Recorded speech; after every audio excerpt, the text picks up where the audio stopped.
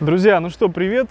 У нас сегодня апогей среди внедорожников, джипов, тойотовских рук дело. Это Toyota Land Cruiser 100. Превосходная машина. Легенда, я думаю, вы про нее все уже знаете. Про нее знает, я думаю, каждый человек, просто от малого до великого, вне зависимости от пола, расы, происхождения, религии и всех признаков, относящихся к людям. То есть это машина, которую знают все. Во всем мире, хоть в Африке, хоть в Сибири. Эта машина ценится, и по сей день она стоит достаточно много в любой стране. Посмотрите на этого красавчика, который с мотором 4.7, 245 лошадиных сил. Есть еще версия с турбо, точнее турбодизелем. Интересная есть машинка. Ну давайте посмотрим, заглянем. Вообще, мне кажется, это симбиоз Альфарда и симбиоз Цельсиора. То есть они захотели сделать джип когда-то, возможно. И здесь были применены фишечки, которые легли в основу шикарнейшего седана под названием Цельсиор и шикарнейшего автобуса под названием Альфард. Потому что этот джип, но он максимально комфортный джипик. Этот у нас аппарат 2001 года выпуска, на коробке автомат. До 2002 года, кстати, эти машины выпускались также с ручной коробкой переключения. Давайте присядем. Ну давайте, ладно. Сначала что мы видим? Электросиденье, электростекла, все как нужно. Зеркала электро, естественно. Мультируль узнаете? Руль как в Альфарде. Точно такой же прям. Круиз-контроль. Такая вот у нас приборная панель. Слышите, да, этот звук? Превосходный поистине. Какая огромная борода. Какая огромная консоль, в которой куча разных кнопочек, на первый взгляд непонятные, но в принципе все становится явным. У нас здесь пневмоподвеска, она регулируется по высоте и по жесткости. То есть здесь мы можем переставлять спорт, комфорт режим и стандарт. А также мы можем поднимать и опускать машину. Здесь у нас на приборной панели у нас отображается, в каком режиме сейчас машина. Сейчас она в режиме, скажем так, стандарт, норм. Можно сделать low. Машина чуть присядет. Вот я сейчас так смотрю, вижу, как она потихонечку опускается. Медленно. Не знаю, на камеру видно, нет? Ну, опускается. По факту, ребят, скажу, опускается. Прикольная тема. Сделано это для того, чтобы можно было и в городе комфортно передвигаться, да, и если нужно, приподняться и залезть куда-то в горы. Здесь постоянный полный привод. Антенка у нас вот так вот вылазит.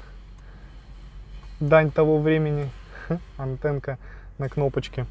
Рычаг переключения блокировок, то есть можно управлять раздаткой, блокировкой. Что, в принципе, здесь, наверное, все. Здесь мы управляем климатом. Здесь у нас бортовой компьютер, магнитола. Вот, по большей части, наверное, все. Да, но вообще эта машина оснащалась не хуже Цельсиора. Это не самая жирная комплектация, но были комплектации, где оснащение на уровне того чудесного седана. Это у нас здесь люк. Можем открыть, закрыть. И если нужно, мы можем его приподнять. Да, закроем, ладно. Закроем и приподняли. Ну, по-моему, это самый крутой режим для крузака, тот, который нужен. У него трехзонный климат-контроль, то есть у нас есть и для передних, и для средних пассажиров вот такие вот воздуховоды, и для третьего ряда у нас также наверху есть воздуховоды. Кстати, были машины пятиместные, а были, получается, даже восьмиместные. Ну вот как эта машина. Конечно, на третий ряд троим взрослым будет тяжело садиться, но детей вполне можно упаковать комфортно. Переместимся назад. Сядем сюда. Посмотрим на панель сзади. Покажу вам вот такой вот симпатичный вид. Ну, видите, да, как похоже? Есть что-то цельсиоровское, есть что-то альфардовское. Вот такая вот широченная борода, огромный широченный подлокотник, по сути, на который можно просто сесть. При желании реально на него можно залезть и сидеть.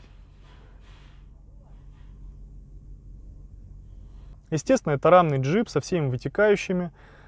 Про блокировку я вам уже сказал. Ну, суть в том, если коротко вот так все это объединить, это джип с повышенной комфортностью и повышенной проходимостью. Притом едет он не слабо, топит он достаточно хорошо, этот аппарат. Вот такой вот у нас третий ряд. Такое сиденье. Естественно, расстояние не слишком высокое от сиденья до пола, то есть коленки будут у вас на уровне подбородка. Ну, если нужно собрать эти сиденья, то они вот так вот собираются. Я одно собрал, чтобы вы понимали. Размеры багажника впечатляют. Плюс, если отодвинуть второй ряд, немножечко сложить, то здесь места будет достаточно много. Вот. На втором ряду места тоже хватает. То есть я сижу, ну, коленки немножко высоковато, но я скажу, что все равно удобно. Конечно, не как в Альфарде, но грех жаловаться, честно. Машина такая стоит в Японии, где-то она выходит от 500 тысяч рублей. Плюс прибавляете расходы в зависимости от того, куда вам и как ее везти. Но минимально это 500. Меньше даже искать не стоит. Смысла в этом нет. 500 плюс расходы где-то около 200 тысяч рублей, если, допустим, вы конструктор хотите привезти. Ну, того получается 750, 700-750, не меньше. Это самый-самый минимум, который можно иметь для того, чтобы машину эту купить. Так, давайте заглянем в багажник. Открывается он у нас, скажем так, в два прихлопа. Открываем верхнюю часть вот так вот. Если нужно, можно и не открывать нижнюю. То есть сюда закинули какие-то вещи, положили. Если нужно, мы вот так за рычажок тянем, и открывается вторая часть. Все, мы получаем огромный багажник, кстати, на котором можно комфортно посидеть. Он крепкий, держится, никуда не отвалится. Если нужно, то мы вот так складываем сиденье, и третий ряд мы вот также забрасываем. Все, у нас образуется огромный багажник. Те вторые сиденья можно подвинуть.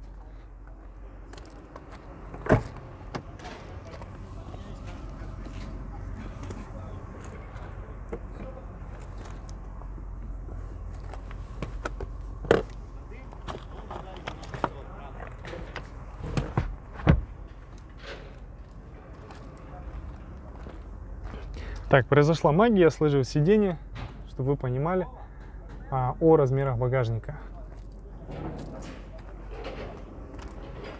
Здесь мы можем также сделать вот такое вот оп. И третье действие, сиденье вот так вот поднимается, да, то есть если первый ряд отодвинуть, то здесь место, ну, не меньше, чем в хорошем автобусе. То есть этот ряд убрали, тот ряд убрали, у нас образуется здесь, ну, порядка 2 метров свободного пространства, при том, что сама высота багажника тоже достаточно приличная. Вот такой вот трансформер Toyota Land Cruiser 100. Оп. Оп. Все, поставили на место, сели, поехали дальше.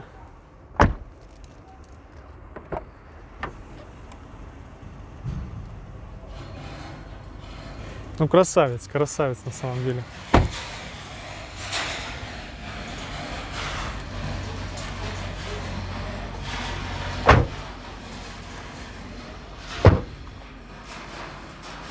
Еще хочу сказать в заключение, что это просто неубиваемая машина.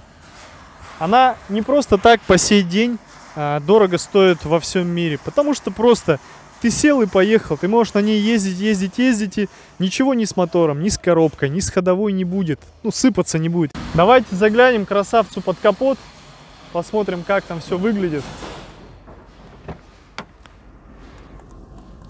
Оп.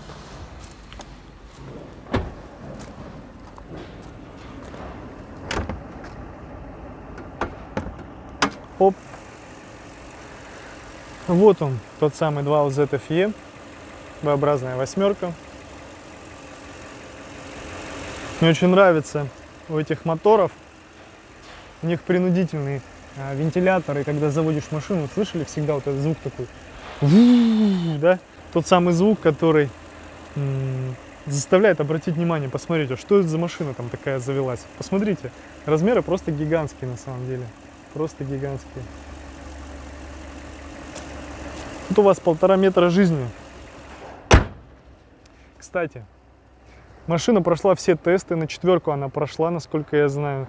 То есть она крепкая, не развалится от какого-либо столкновения. Вот такой вот обзор, ребята.